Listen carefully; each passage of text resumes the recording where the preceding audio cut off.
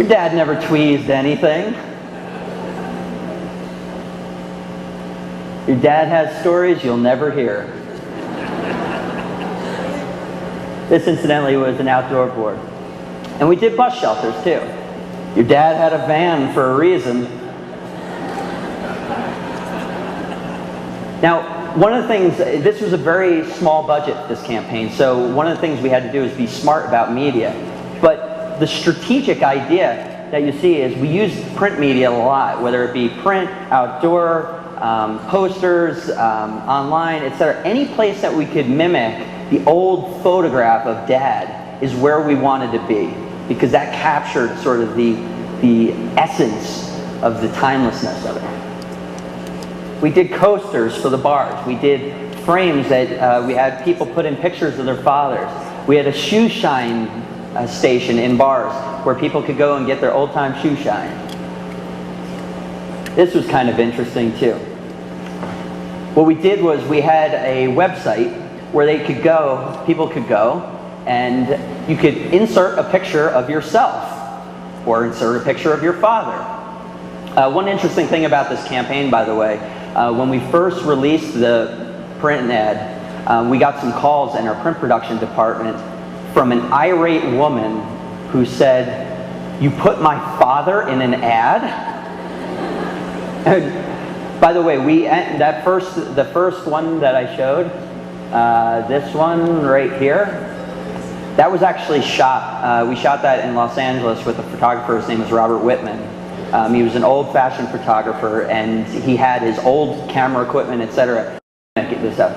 But believe it or not, some of the guys at the bottom here, they're actually our clients. They're like, hell yeah, we want to be in the ads. So the one time the client says, we want to be in the ad, we say, okay. But this right here was cool because we were able to let people put their own photographs on the website. One thing we didn't quite anticipate was the gay and lesbian community starting to put their own pictures in. 2 guys, 2 girls, your mom was not your dad's first. Carried a little different meaning, but it created a lot of talk value.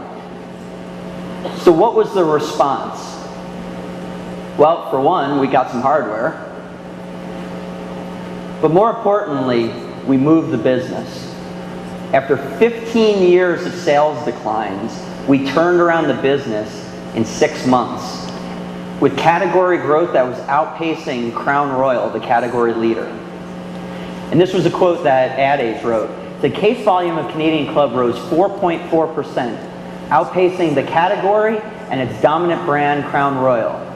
Those gains may sound modest, but in the context of Canadian Club's performance of the past 2 decades, they border on a revelation. We live in a complex world.